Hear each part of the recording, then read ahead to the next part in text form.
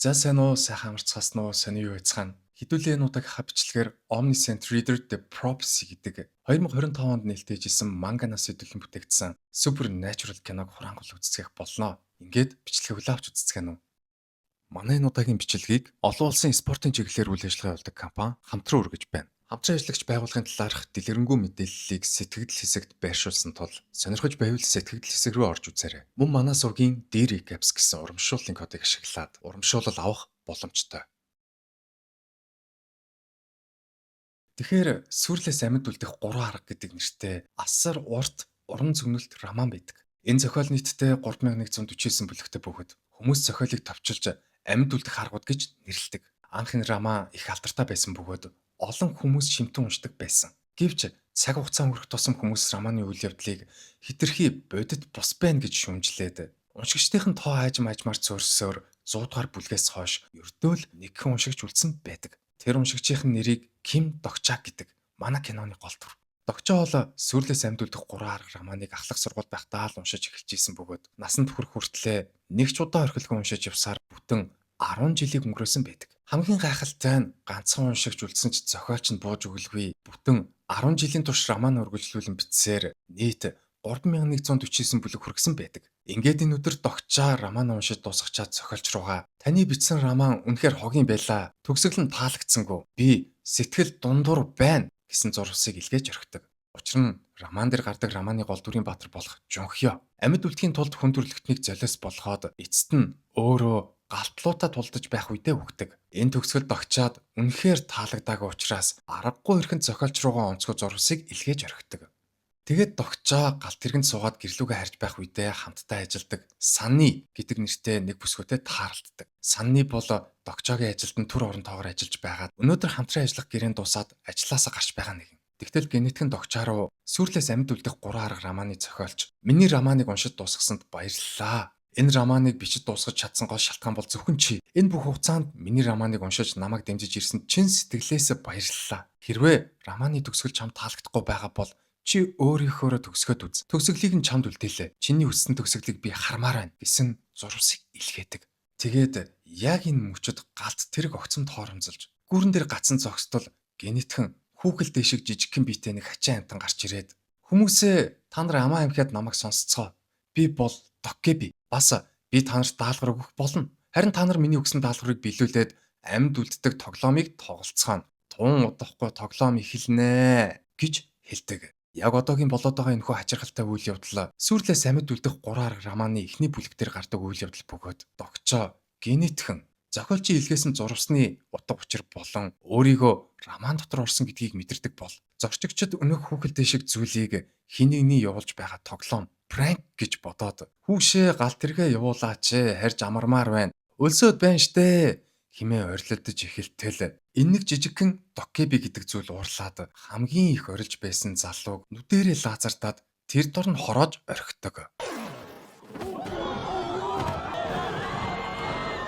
Үүний дараа хүмүүс бүгдээрээ айц давтаж чив чимээгүй болцоход л Доккеби дээд ертөнцийн оршихуй болсон хотдын эзэнт гүрэн хүн төрлөختөн та нарыг энэ орчлонгийн хамгийн бүдүүлэг хамгийн шуналтай хувиа ачаасан төрөл зүйл гэж үзээд шийтгэр болсон. Энэ мөчөөс эхэлж оддын эзэнт гүрэн та нарт тогтмол сорилтыг өгч байх бөгөөд яг одоо хамгийн ихний сорилт эхлэх гэж байна. Та нар 10 минутын дотор энэ метрон дотор байгаа нэг эсвэл түүнээс дээш амьд битийг хороо. Хэрвээ сорилтыг амжилттай биелүүлж чадах аваас 300 зоос авна. Харин бүтлгүүтх юм бол түрүүний хүн шиг үхэн. Хууль, ёс суртахууны талаар битгий бодоорой. Зүгээр л хүн төрлөختнийхөө жинхэнэ мөн чанарыг бидэнд харуулцгаа гэж хэлээд 10 минутын тоолборыг явуулж эхэлдэг.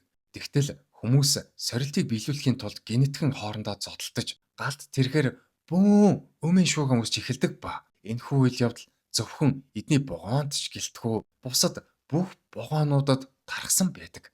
Тэгтэл Докчоо зэрэгэлдэх богооноос харамгийн хөрөмтэй нэгэн залууг олж хартал тэрээр энэхүү романы гол дүрийн баатар Жонхё шиг харагддаг ба Докчоо өөрийнх нь богоонд сууж явсан шилэн савн дотор баахан шоргоол зийсэн байсан хүүг генетикэн санаад энэ сорилтын ерөнхий нөхцөл нэг амьд биетийг л устгах гэж хэлсэн болохоос хүн хүнээ хороо гээгүй. Хүмүүс заавал бие биенээ алаад авах шаардлага байхгүй. Тиймээс ганцхан шоргоол залгах төдийд сорилт биелэх учиртай гэж бодоод тэр дороо нэг шоргоолцыг гаргаж ирээд алтал систем генетикийн идэвхжээд бүх хүмүүс сонсогдохоор мангар чанга хоолоогоор эхний хүн даалгаврыг амжилттай биелүүлж 300 зоосыг авч чадлаа хэмээн зарладаг. Үүний дараа догцоо галт тэргэнд байсан бүх хүмүүст хандан хүмүүсээ та нар бие биенээ алаад авах шаардлагагүй. Харин нэг шоргоол залгах төдийд даалгаварчин биелнэ. Энэ шилэн хоргон дотор шоргоолцнууд байгаа гэж хэлтэл хүмүүс түүн рүү улангасч дайраад шоргоолцтой шилэн савыг нь булааж авдаг. Ингээд догчоо шилэн орохдоо шоргоолцыг хүмүүст алдсныхаа дараа эргээд хартал нэг залуу настай эмэгтэйг ухаан жолоогүй дэвсэлж байдаг ба. Догчоо түн дээр гүйж очиод хөгшөө надад 2 шоргоолц байна. Би чамд нэгийг нөгье. Харин чи энэ настанг битгий зодооч гэж гуйтал өнөх залуу. Надад өөрт мань алах шоргооц байгаа. Харин миний бай бол зөвхөн энэ зөнөг хөгшин. Хэрвээ чи энэ муу хөгшнийг авармаар байвал өөрөө өмнөөс нь үх гэж ууртаа хэлээд шууд догчоо руу дайраад догчоог зодож эхэлдэг.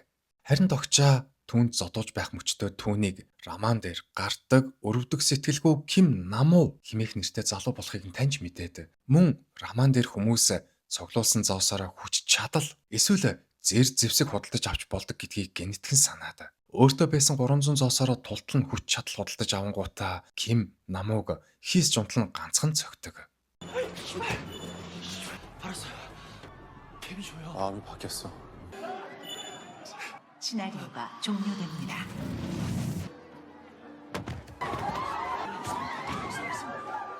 Энэхүү үйл явдлын дараа Доккеби дахиж гарч ирээд эхний сорилтыг амжилттай давсан 17 хүнд баяр хүргэе. Шоргоолж ашиглаж даалгавраа биелүүлсэн дүрм зөрчөөгүй ч гэлээ. Харахад жаахан тиймэрхүү л санагдлаа. Гэтэ одоо яа гэх вэ? Дүрм бол дүрм. Өө нэрээ яг хэлхээ мартчихж штэ. Та нар өөрсдийнхөө цуглуулсан зоосороо өөрсөддөө тохирсон ур чадвар худалдаж аваад тэр чадваруудаараа дараагийн сорилтууд дээр амьд үлдэх боломжтой шүү. Та нарын баруун нүдний доор нэг меню гарч ирэх ёстой. Тэр менюнээс чадвараа худалдаж аваад идэвхжүүлээрэй. Харин одоо хэдүүлээ дараагийнхаа сорилтыг эхлүүлцгээе. Та нар энэ вагоноос гараад эвдэрхий гүрний нөгөө талд гарах ёстой. Ингээд л болоо. Их амархан байгааз. За амжилт хүсье хүмүүсээ амьд үлдэцгээгээрэй гэж хэлээд 2 дахь сорилтыг эхлүүлдэг. Гэтэл уснаас авраг гөрвөлж гэх юм уу? Альсвал авраг динзаврж гэх юм уу? Бүүмэд. Ямар ч зохиол дээр нь гардаг нэг авраг том биетэй амтан гарч ирээд галт тэргийг нь хідээсээ хувааж эхэлдэг. Яг энэ үед галт тэргэн дотор нэг цэрэг хувцастай залуу гарч ирээд галт тэрэгний хаалгыг 2 гараараа нээх гэж оролддог ба.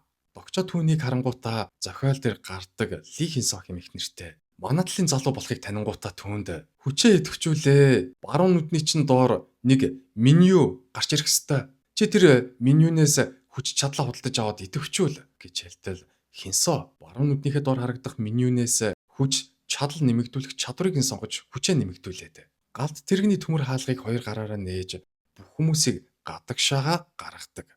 Тэгээд бүхэн гадагшаага гарч иртэл гүүр нурж 2 хуваагдаад нөгөө өгсөн хүмүүс нь зомби болж хойронгуудаа амьд үлдсэн хүмүүс рүүгээ дайрч эхэлдэг ба. Энэ мөчөд энэ зохиолын гол дүрийн баатар Жунхё нурсан вагоноос гарч ирэнгүүтээ зомбинуудтай тулалдаж зомбинуудыг төвггүйхэн ялтал догчоо түн рүү Жунхё наашаа хүрээ дэр гэд орилчихдаг.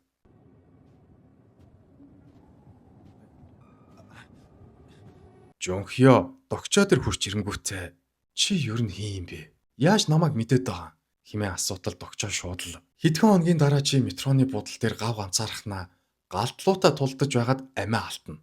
Гэхдээ би галтлууг яг яаж алхахыг мэднэ.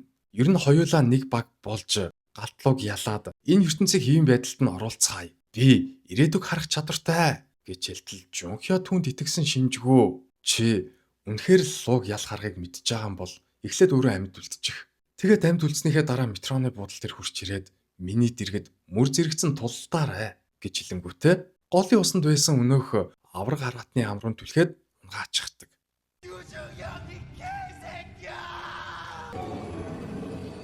내가 죽게 생겼다.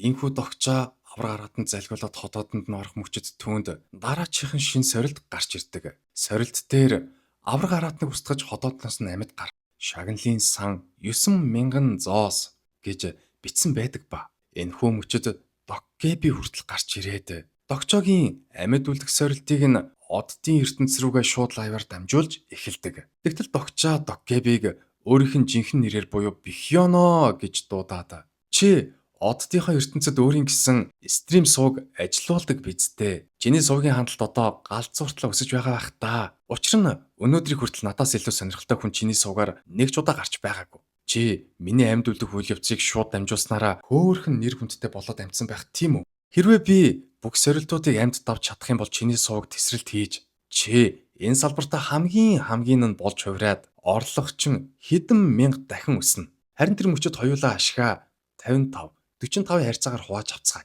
Гэхдээ би эхлээд эндээс амьд гарах хэрэгтэй байна. Чи надад дэлгүүрээ нээгээд хурц төмөр үргэснүүдээ өгөөч гэж хэлтэл Доккеби бүр гайхаад чи яаж намайг дэлгүүртэй гэдгийг мэдсэн бас миний нэрийг яаж мэдээд байгаа намайг оддын ертөнцид стрим сууг ажилуулдаг гэдгийг бас яг яаж мэдсэн бэ гэж хит удаа асуугаад бүр сүүл рүүгээ Докчогийн хамтран ажиллах саналыг нь хүлээн зөвшөөрөөд дэлгүүрээ нээж хурц төмөр үргэсүүдийг Докчоод гаргаж өгдөг.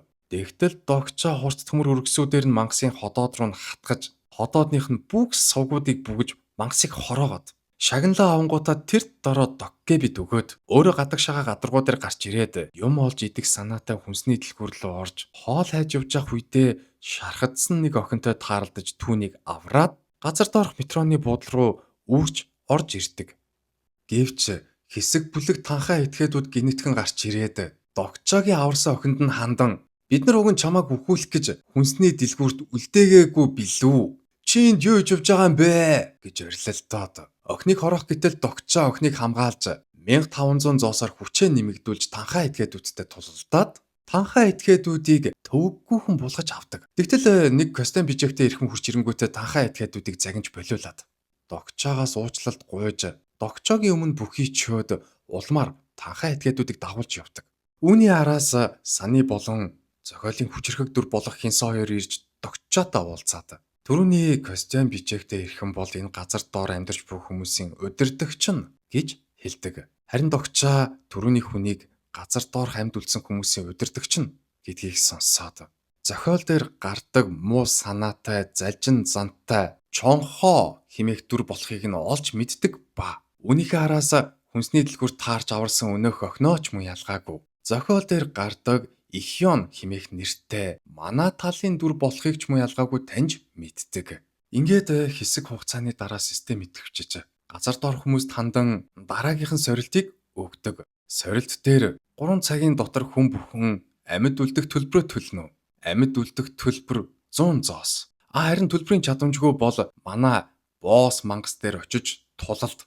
Хэрвээ манай босс мангасыг ялж чадах юм бол дахиж хизээж хинээсж амьд үлдэх төлбөр авахгүй. Бас дээрэс нь нэмээд босс мангасыг ялсан хүнд тусгаалan өөрт нь зориулж бэлэг өгнө гэж бичигдсэн байдаг ба. Докчо босс мангасыг л устгах юм бол хүмүүс дахиж амьд үлдэх төлбөр төлөх шаардлагагүй болно гэж санаад найзуудаа дагуулад босс мангасын үр рүү явдаг.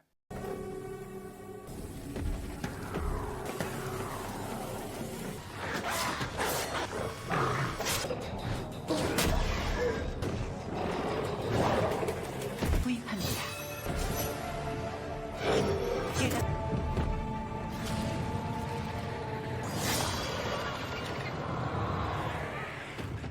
Ийхүү Докчо болон түүний нөхөд босс мангасыг устгасныхаа дараа бүгдээрээ нэг хүчирхэг зэвсэг авцгаадаг ба. Ихён хос сэлэм, Хинсо төмөр бэлээ, Сани хамгаалалтын нөмрөг. Харин Докчо Broken Fate буюу хугархаа сэлэмтэй болдог. Үүний дараа манай эдэг буцаад иртэл систем дахиж идэвхжээд 10 минутын дараа шинэ мангасууд гарч ирнэ. Хүмүүс та нар амьд үлдэхийн тулд ногоон бүс дээр очиж зогсцгоо. Одоогийн байдлаар 104 хүн амьд байна. Харин ногоон бүс ердөө л 52 хүн ширхэг байгаа. Нэг үгээр хэлэх юм бол та нарын тал нь амьд үлдэж тал нь өхнө гэж хэлээд шин сорилтыг эхлүүлдэг. Тэгтэл хүмүүс ногоон бүсний төлөө хоорондоо галзуурсан мэт алцаж, зарим нэг нь бүр VIP бүс байгуулангуудаа тэнчэнэ. Нэг хүний суудлыг 750 зоосоор зараад эхэлдэг ба.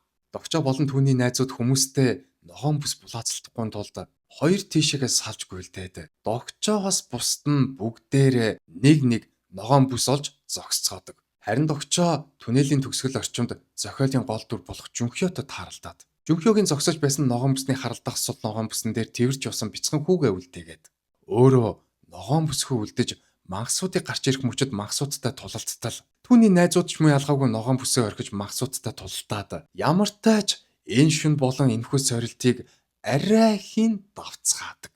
Тэгтэл нэг ууртай миралаг шин Доккеби гарч ирээд ямар тааж амьд үлдсэн хүмүүст баяр хүргэе. Одоогийн байдлаар 57 хүн амьд үлдсэн байна. Өнөөдрийн сорилт яг өчигдрийнхтэй адилхан сорилт байх болно. Гэхдээ энэ удаадаа ердөө л ганцхан ногоон бүс бид нар бэлдсэн. Та нар ногоон бүсний төлөө хоорондоо алалц нэгнийгээ хороо гэж хэлээд сорилтыг эхлүүлж ердөө л нэгэн ногоон бүсийг гаргаж өгдөг. Ийхүү нэгэн ногоон бүстэй үлдсэн хүмүүс яг яах учраа олж ядан зогсож байдал тогтчаа. Тухайн ногоон бүсийг эзэмшиж буй хүн дээр нь хурч ирэнгүүтээ би танд 100,000 зоос өгье.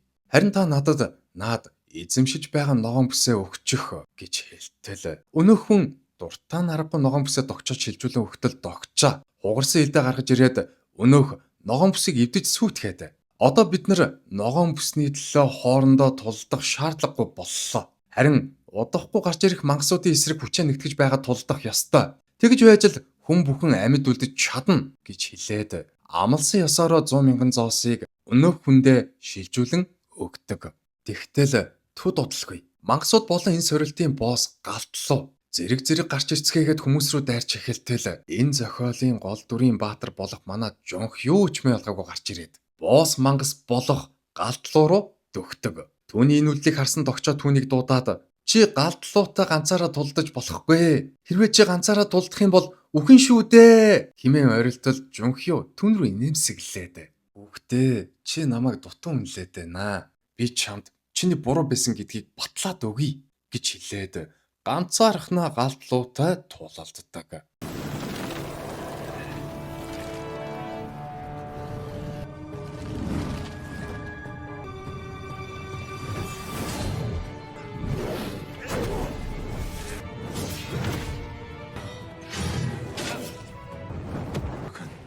죽는다.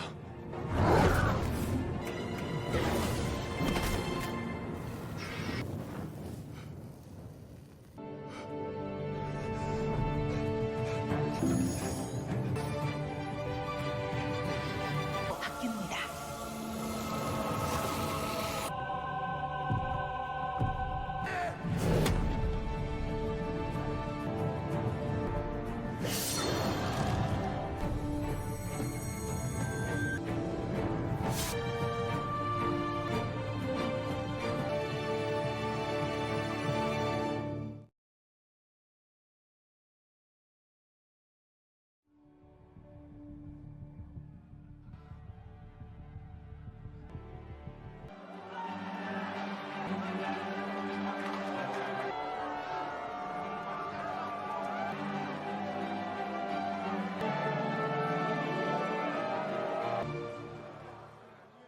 Ийхүү бүх сорилтыг давж энэхүү романы таалагдаагүй төсгөлөө өөрөөр өөрчилсөн догчаа. Энэ хүрээд бүх зүйлс хэвэн болж урдын амьдрал руугаа буцнаа хэмээн бодож байтал дахин цоо шин бүр өөрийнх нь хизээж уншиж байгаагүй сорилт гинэтгий эхлээд догчоо энэхүү романаасаа гарч чадлагүй роман дотроо үрд үлдэж дараагийн сорилтуудтай нүр тулах болсноор ерөнхийдөө энэхүү кино өндөрлөдөг.